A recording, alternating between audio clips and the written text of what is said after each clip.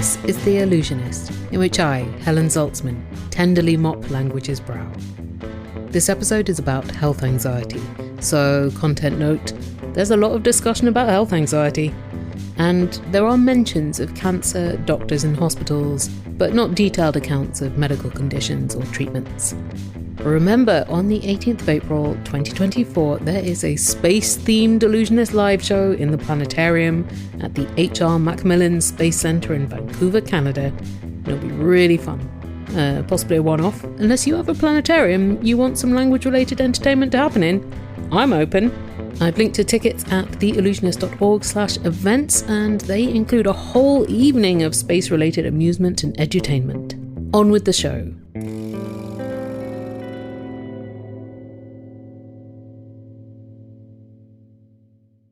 What does hypochondria mean? Like, what does it mean? I suppose, what does it mean to you now? I think to me now, it's come to mean a particular state of anxiety I experience that is related to health generally, specifically though bodily sensation.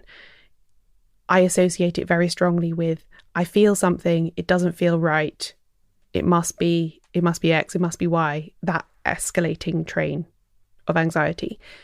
What it means in a more neutral dictionary definition way, I think the OAD calls it the persistent and unwarranted fear that one has a serious illness. Very much though a mental condition that you experience around feelings to do with your health. My name is Caroline Crampton, and I'm the author of A Body Made of Glass, A History of Hypochondria. The word hypochondria has had a pretty big shift in meaning over its lifespan, since it originated as a word for a physical problem in the region of the body, then known as the hypochondrium. Hypochondria, the word, is made up of two Greek words. The first one is hupo, which just means under, it's a preposition, and chondros, which was the word for the cartilage of the sternum, so like the bit in the middle of your chest and sort of under your ribs. And so the two together are really just a geographical term. Hypochondria, hypochondros, it referred to the area of your body, roughly where your liver and your spleen is. At the very beginning, in Hippocrates in the 5th century BC and all that, the hypochondrium is just those places in the body, and hypochondria is any problem felt in those parts or thought to originate from the stuff in those parts.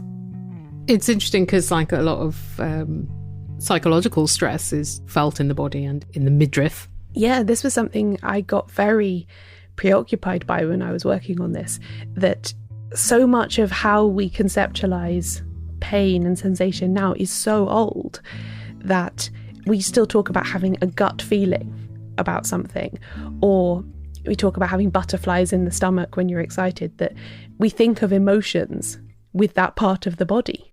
Do you know if people were writing about this using other terms before hypochondria came to mean this? Was this like a particularly common thing to talk about?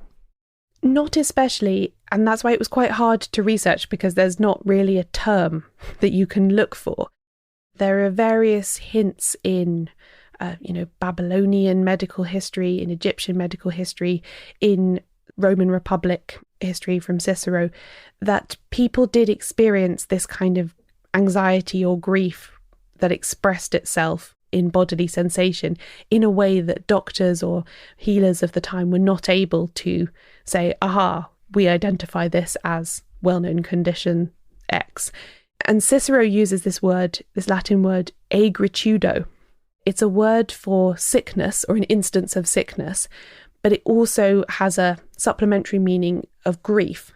It meant to the Stoic philosophers, and Cicero's using it in that context, to have grief around your sickness, which I interpret as meaning there being a very strong mental component to your thoughts about this sickness. And I think that's an early example of the mind-body tension that exists in hypochondria, basically the entire time that it exists. And then what happens over the course of about 2,000 years is that the word translates from meaning this condition of the body to meaning what we now understand it to mean, completely of the mind, conditions that aren't, quote, real, but that your mind has invented for your body to experience. When did that shift happen and why?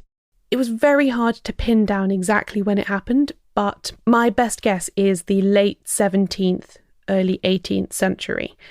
And before that, though, we have got this condition called melancholy, which is part of humoral theory. Humoral theory is the idea that the body contains 4 fluids, blood, phlegm, yellow bile and black bile, that when imbalanced caused problems, physical and mental, a state called dyscrasia, the Greek for bad mixture. If you were ill, everything was about getting back to that sense of balance, whether that was because you were too cold and you needed to be made warmer, and so you needed to eat sort of warming foods, or you were too dry and you needed to be wetter. And it's exactly the same in Chinese medicine and various Arabic schools of thought and Ayurveda in India. Like lots of different medical traditions from different parts of the world all have these same focus on balance. The 4 humours have come up quite a few times in this show because they do appear in our vocabularies a lot. I get into it a bit in the bonus 2016 episode about character-related words that came from humoral theory, like sanguine and temperament, while another is melancholy. It is derived from the Greek for black bile. Melancholy is very associated with the liver. That's where black bile is thought to originate, be stored. It's very associated with the abdomen and with digestive complaints as well, also part of that hypochondriac region. So melancholy and the hypochondrium become very associated. But as early as about in about the 5th century, you start seeing records of people talking about melancholy having this mental component, that an excess of black bile can make somebody very sluggish, can make them depressed, can make them very listless about life.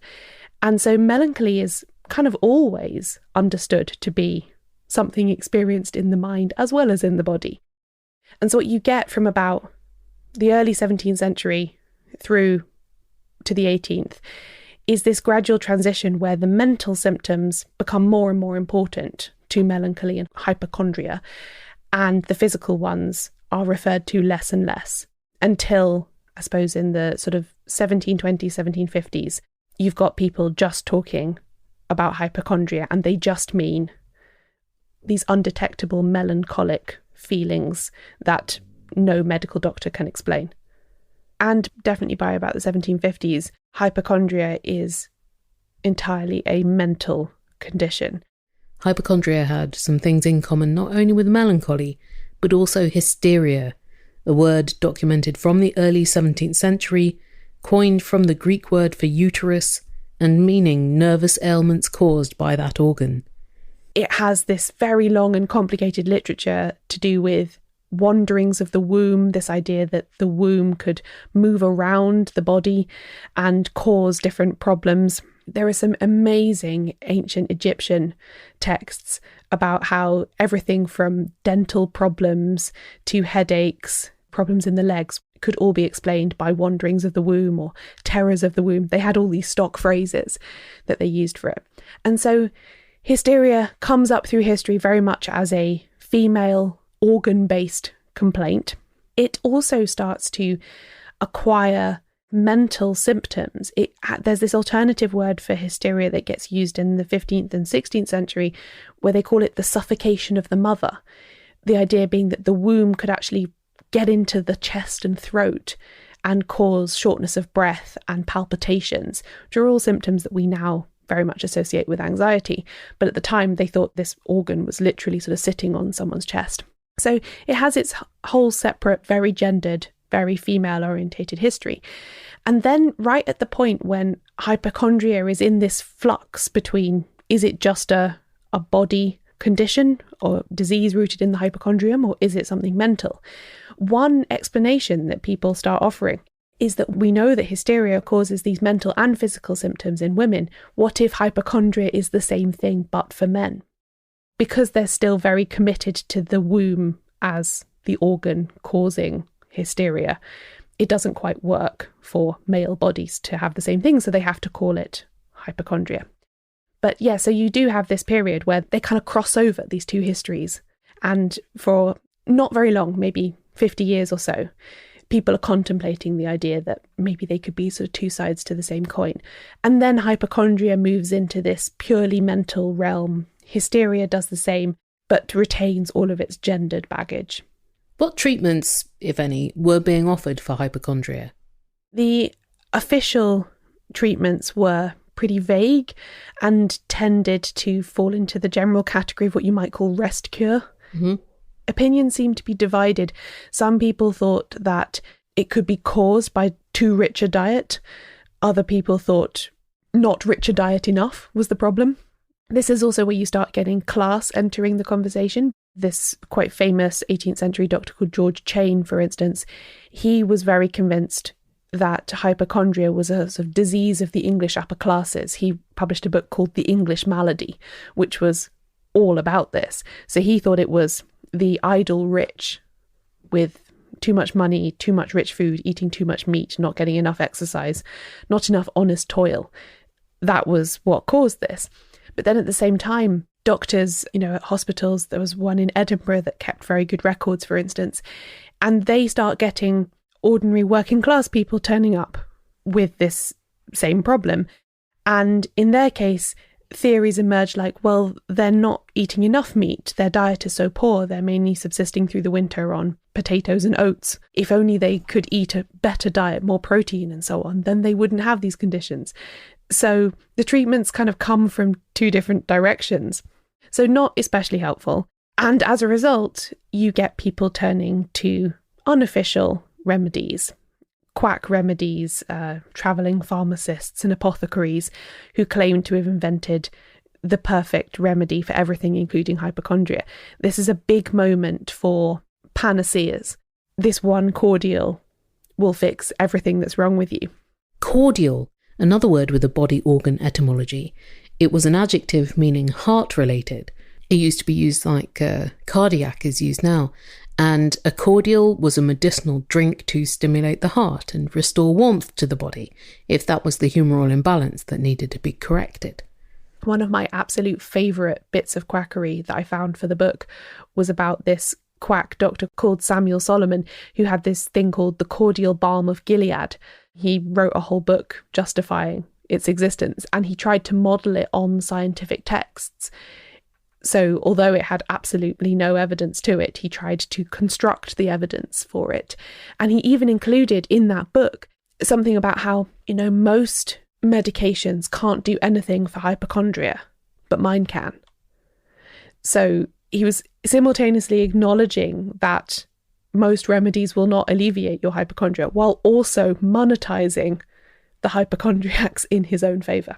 Ingenious in a certain way. Yes, and it's really interesting that as medicine evolves and becomes better, science becomes more exact, the quackery evolves alongside it. So by the time you get into the 19th century and into the early 20th century, the quack stuff all becomes very specific. So no one would expect to be able to take one cordial and fix everything. Everyone has an entire medicine cabinet full of different remedies because you need one for your gout, one for your warts, one for your headaches. Also, that is a more lucrative way to take advantage of people's hypochondria if you have to buy lots of things, not just one. Absolutely. Like, it feels hard to separate hypochondria from money. Yes, I think that's absolutely right. I think hypochondria is inextricably linked to money and to commerce and to capitalism. Yeah, you see that in the modern day wellness industry, because there's a lot more stuff you can sell to people for all the things they don't have than the ones they do have. Yes, and it's so interesting to me the way that we seem to have reverted a little bit with wellness back to things that are supposed to fix everything. Wellness is kind of an ingenious term because everyone could be more well. Yes. The healthy and the unwell. Yes, that is fascinating because I think for a very long time, people thought of health as just the absence of illness. So, I don't currently have any festering wounds or lingering complaints, therefore I'm healthy. Wellness takes it up a notch. Yeah, you haven't got any festering wounds or lingering diseases, but you could feel better, right? No one feels perfect all the time, but wellness encourages us to think that we could. Betterness is just a purchase away. Exactly, yeah, and it's entirely commodified that you can buy it, that sensation. My dad, until he reached his 60s, I never knew him to be ill. Not so much as even a cold. But wow, did he pursue a lot of flim-flam remedies for his non-existent ailments. The pinnacle was he used to go to see a man who claimed to be able to remove his so-called junk genes using a pendulum. I don't think that's a thing that can happen, Dad, we said. But he's written a book. Anyone can write a book, Dad, and never mind. I think he was just looking for a cure for his discontentment with his life. Yeah, I think that's quite common. I think there is quite a lot of people having a feeling of discomfort, dissatisfaction, a kind of emotional malaise, and they go looking for a pill or a potion that can fix it, even though there's no such thing. And in some cases, it might actually make them feel worse. But we just really love the idea of that simplicity. Like, I have this feeling, I'll drink this thing, then I'll feel better. And the relationship between hypochondria and quackery really gets underway at the same time as consumerism becomes a thing. When you reach a point certainly in Europe, where people are no longer expecting that they will manufacture all of their own household goods. It only really starts coming up once you get the idea of prescribing, once you start getting into 14th, 15th century, that the idea of you can just take this thing and it will fix you. So you've had this change from physical to hypochondria being understood to be mental. You've also had the end of humoral theory, which required different explanations for hypochondria. And then you also have the rise of psychoanalysis in the 19th century, which didn't seem to really engage with hypochondria very well. No, and my best theory as to why that is because it's too open-ended, it's too vague, and it's too difficult to solve. I think psychoanalysis was interested in narratives that had a beginning, middle, and end. Looking back to the past for childhood trauma that linked to things that were happening now. Start with your mother, end with your penis. Exactly, yeah. Or looking into dreams, looking for parallels everywhere. And I think hypochondria is just too amorphous. It's not susceptible to analysis in that sense. You see various attempts from Freud, for instance, over his career to try and fit it into his paradigm. So at certain points he's thinking, is it a kind of narcissism? Is hypochondria sick self-love? Is it a manifestation of self-obsession? Is it too much ego? But he never really comes to any firm conclusion, and he tends to just brush it under the carpet a bit, really. Which is interesting in its own right, I think. It demonstrates quite how fashion-driven a lot of illness is. Hypochondria had become extremely fashionable in the 18th century. And then I think fashion changed in the 19th century and early 20th century. Psychoanalysis is much more popular and it just doesn't really fit. And so it falls away. Why was hypochondria a fashion? I think hypochondria's status as a fashionable illness links back to the idea of it being something that the upper classes experienced, that it was a disease of luxury. Only people who had the time and means to imagine themselves ill and indulge in all of the behaviours that followed from that, only rich people could do that. And therefore it became aspirational in the same way that a fancy carriage or a big house or a particular kind of clothing was aspirational. That if you were working or middle class and you aspired to the kind of aristocratic life of the upper crust, then you aspired to their kind of illnesses as well.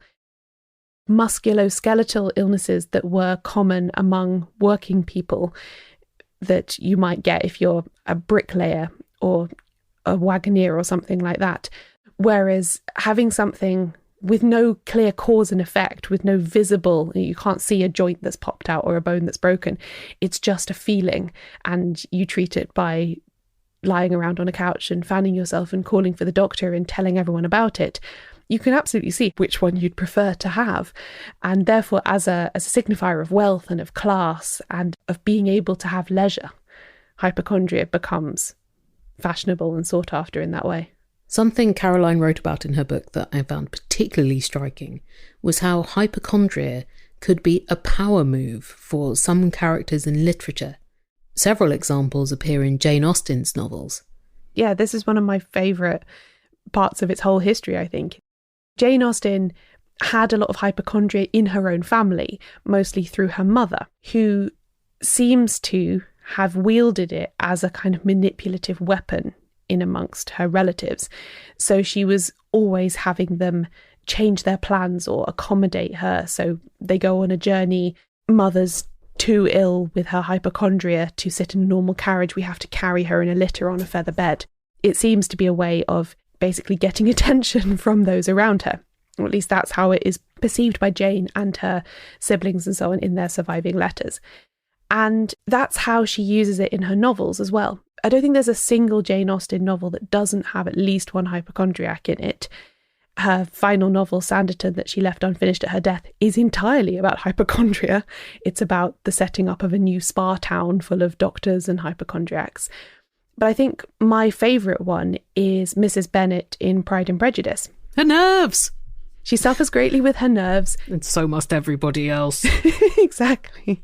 She uses her nerves to try and communicate her unhappiness to other people. So she's constantly nagging her husband and saying, you pay no attention to my poor nerves, you have no regard for them. She says the same thing to her daughters. I think what she's really saying is, you don't consider my feelings. You don't consider me when you're making decisions. You don't make me a part of your lives in the way that I would like. But of course, rather than just saying that, instead she has to make this big performance about her nerves. Same thing when her daughter elopes and disappears and they don't know where she is. She takes to her bed with her nerves because that's how she expresses grief and concern and anxiety, I suppose. In Emma, Frank Churchill, who is this roaring young buck, handsome guy that Emma and everyone else fancies, he has this aunt who he is financially dependent upon, who is always a bit sick, and she will occasionally just summon him. And she will use her illness as the means of getting him to jump when she shouts, essentially. And so he has to disrupt his life and go and wait upon her. And I would definitely interpret that as she's using it as a form of control. Just the money isn't enough. The money doesn't keep him by her side. So she has to add in this extra element of, oh, I'm dying. There's something very poignant about it because it's all about unmet needs of some kind, but expressed in a way that is going to keep them unmet. Yes, especially if you're most familiar with Austen from film and TV adaptations.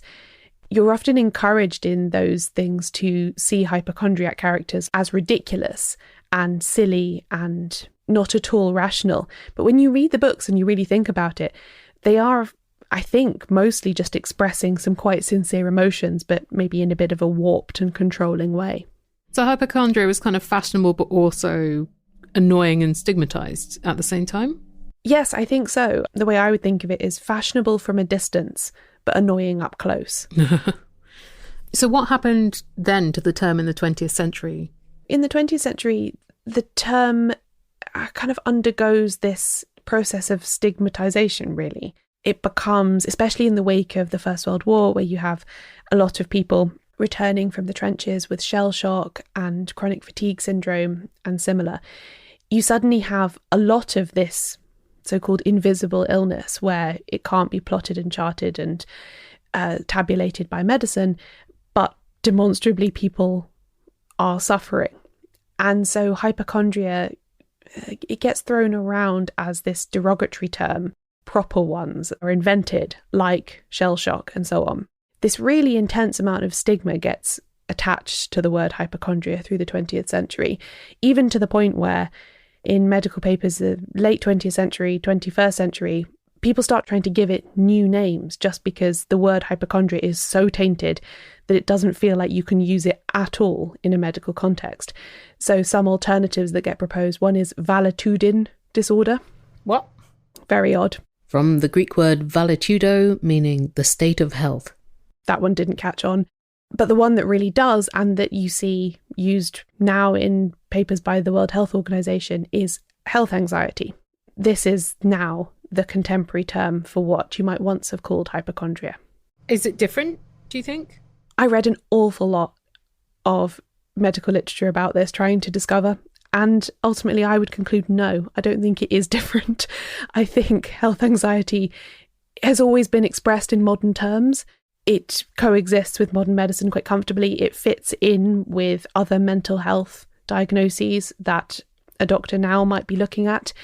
And it doesn't come with all of this complicated baggage about black bile and melancholy and people in the 2nd century thinking they were made of pottery. It doesn't come with any of that stuff. And therefore, I think it's much easier to use. We're also just quite comfortable now with the term anxiety. Most people know what that means. So just giving it a qualifier that locates it in a specific realm of your life makes total sense. But no, I don't think there are any characteristics of health anxiety that aren't also present in hypochondria.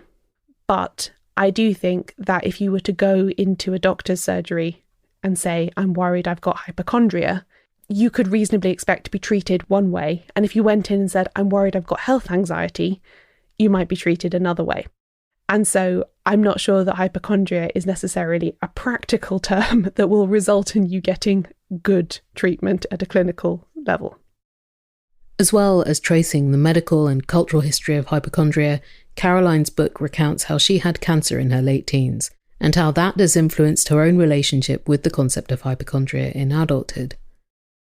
One of the really challenging things about hypochondria is that it is always somewhat justifiable, because inevitably something is going to kill us.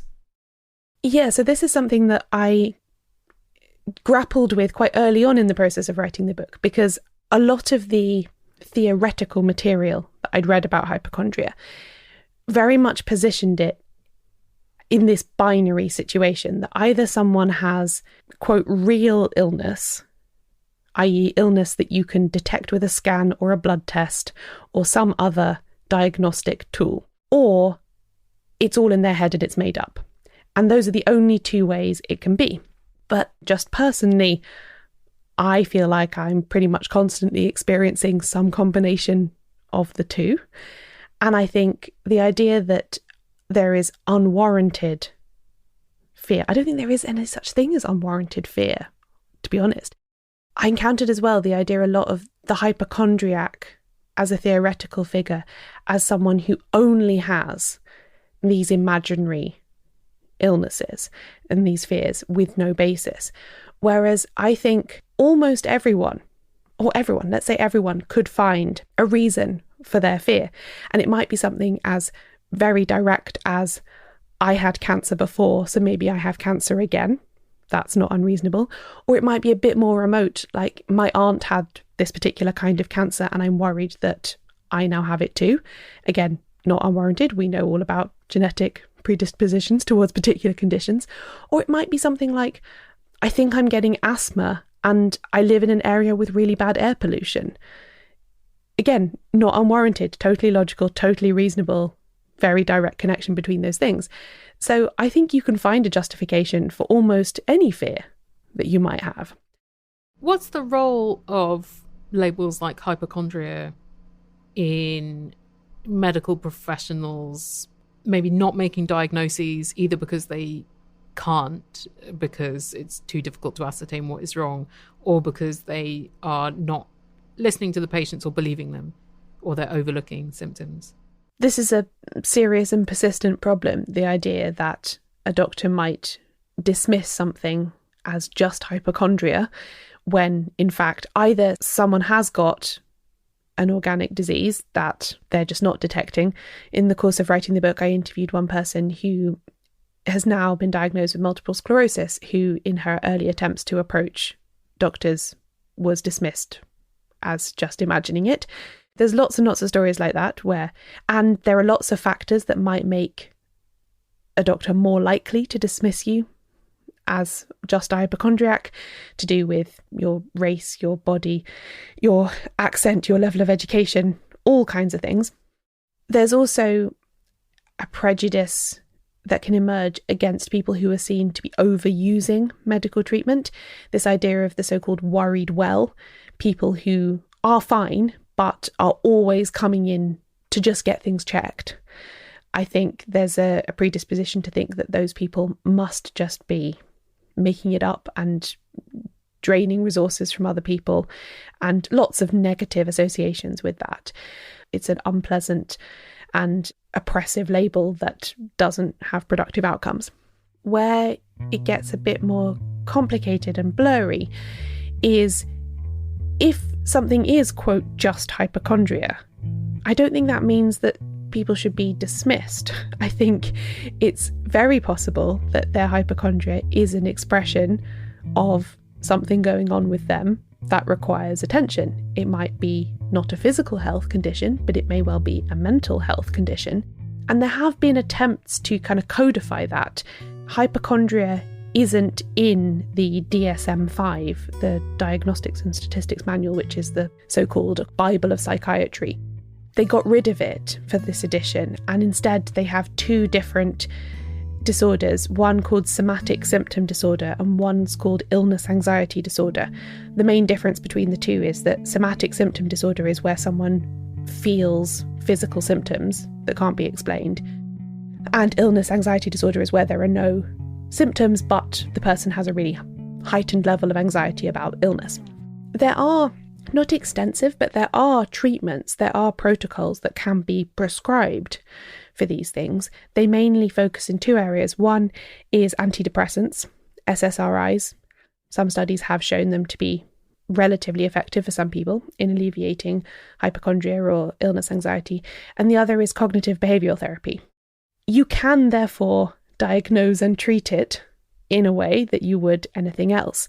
So I think that's the attempt by the medical field to be productive, rather than have it be, we've got hypochondria on one side and then all real illnesses on the other. Getting rid of the idea that there's any kind of hierarchy of realness is important. And also acknowledging that the brain is terrifyingly powerful.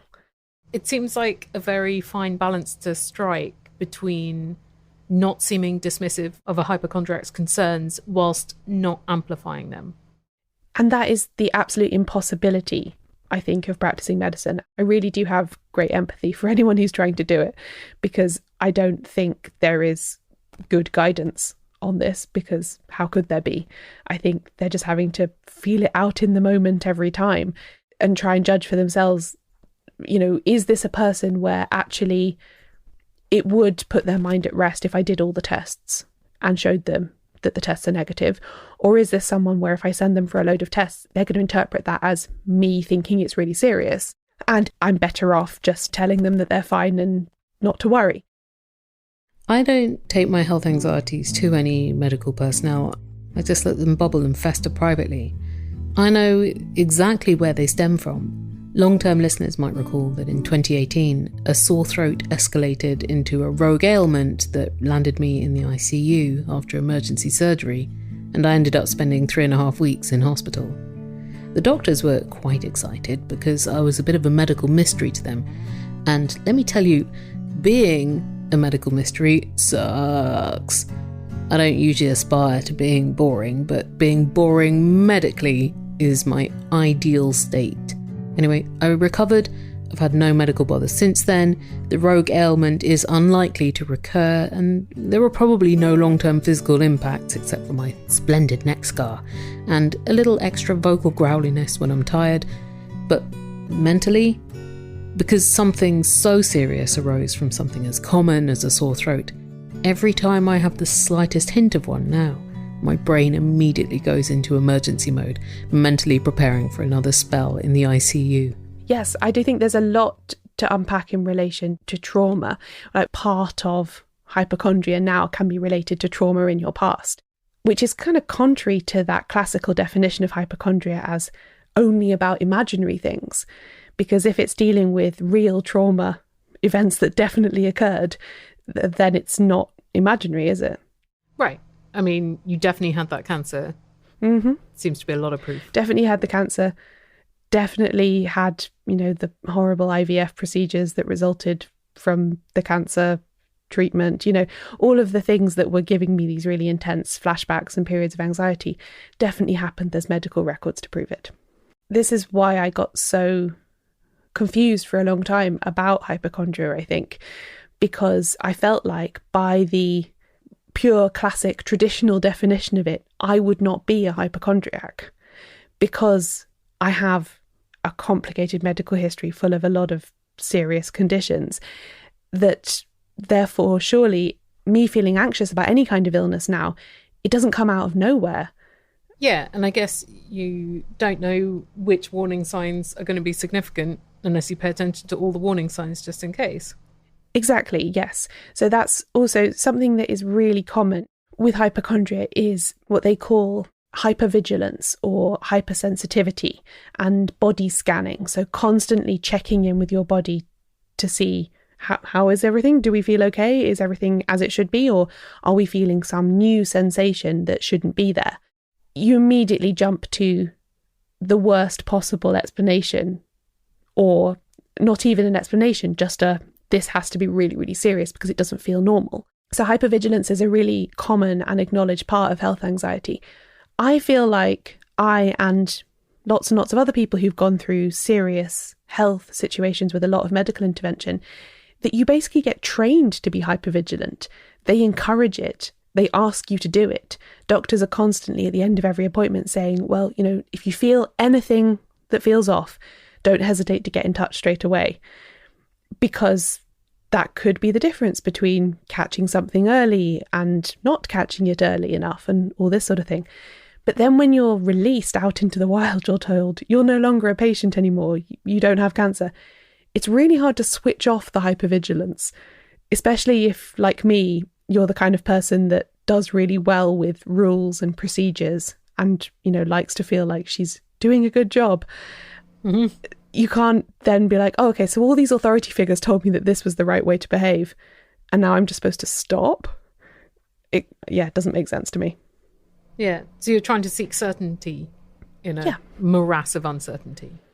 I think that is what hypochondria is at its most deep level.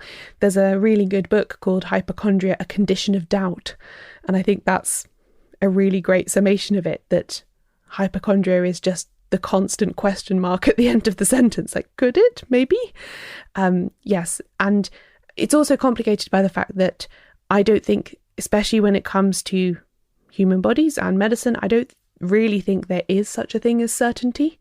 The certainty thing, I think, worryingly, is a part of why I feel nostalgia for when I was the most ill I was in my life, because there was no doubt about where I was supposed to be and what my obligations were, and they were very simple in certain ways.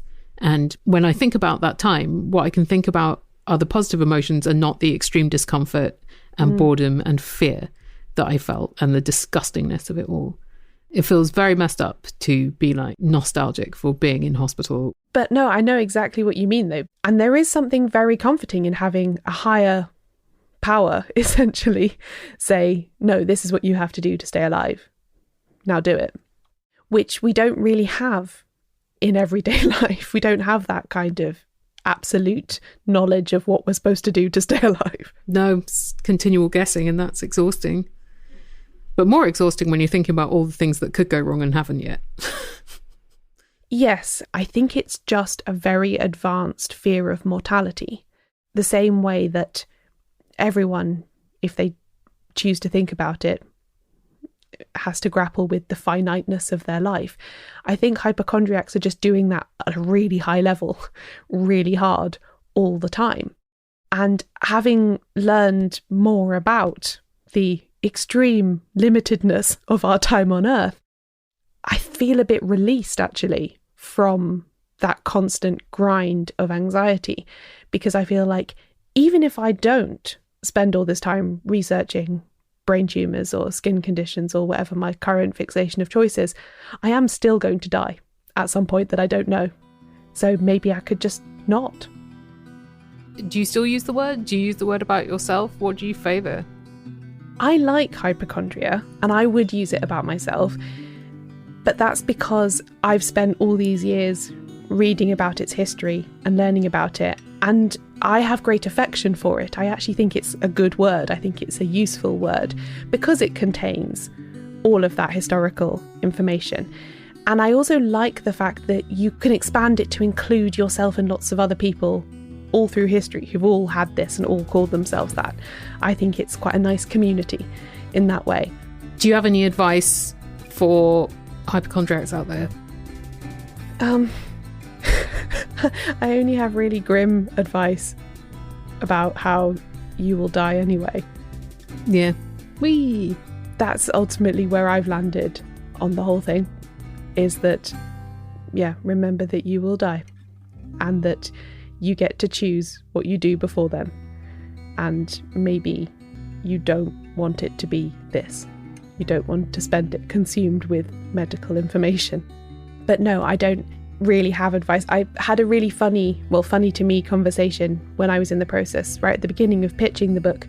One of the meetings that I went to with a publisher, they were all very positive, like, yeah, we love this idea, it's really, really great. But one question, would you be open to changing the ending? Would you be willing to end the book with like helpful advice and tips for eradicating hypochondria, and you could explain how you've defeated it, and really bring the book to a happy ending in that way? And I had to say to them that no, I'm sorry, I can't do that, because I don't have those answers. I don't really think anybody does. And I also wouldn't really describe myself as cured. I would describe myself as very much a hypochondriac in the present tense, just continuing to exist. Well, the only cure is illness. That's the thing. And there is this weird effect where if you are a hypochondriac, you can feel weirdly pleased to be given a very serious diagnosis, because you do get that satisfaction of like, I knew it. I knew there was something wrong with me. I knew I was right. And that can be very pleasurable, I'm not going to lie. Although you do then have to go, okay, I was right, and now I have to deal with this thing. Yeah. Which is maybe less fun than the immediate reaction of feeling validated. But nonetheless, acknowledging that your continued existence is a marvel, I think, is the best thing that you can do. Caroline Crampton makes She Done It podcast about Golden Age detective fiction. I'm on a recent episode. You can hear it and all the other episodes and join the She Done It book club at shedoneit.show.com. And she is the author of the new book, A Body Made of Glass, A History of Hypochondria, which I read, and immediately it became my primary topic of conversation with everyone I've spent time with since. So, order A Body Made of Glass by Caroline Crampton.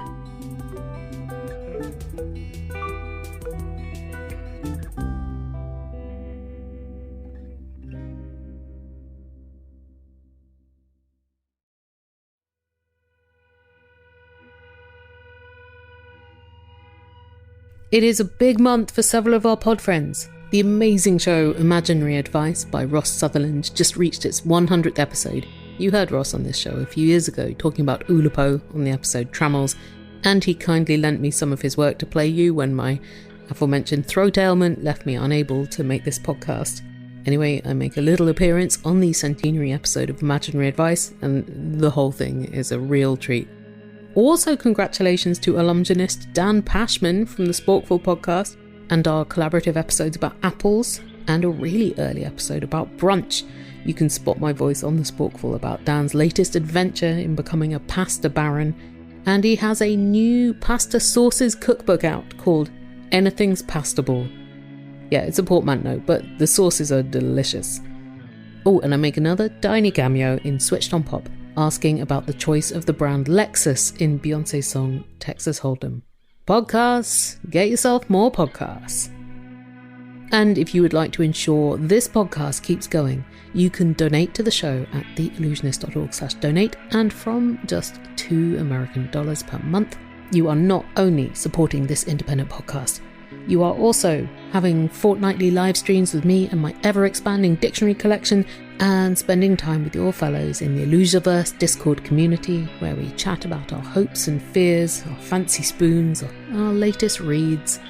Join us at theillusionist.org/donate. Your randomly selected word from the dictionary today is edaphic. Adjective. Ecology of, produced by, or influenced by the soil. Try using edaphic in an email today. This episode was produced by me, Helen Zaltzman, on the unceded ancestral and traditional territory of the Musqueam, Squamish and Tsleil-Waututh nations. Editorial help and music were provided by Martin Austwick of the podcasts Neutrino Watch and Song by Song, which just released its final episode after 8.5 years of examining every single song by Tom Waits. Hear it in the pod places and at songbysongpodcast.com. our ad partner is Multitude. Ad spots are available on the show, so if you have a product or thing to shift and would like me to talk winningly and affectionately about it to that end, contact Multitude at multitude.productions/ads.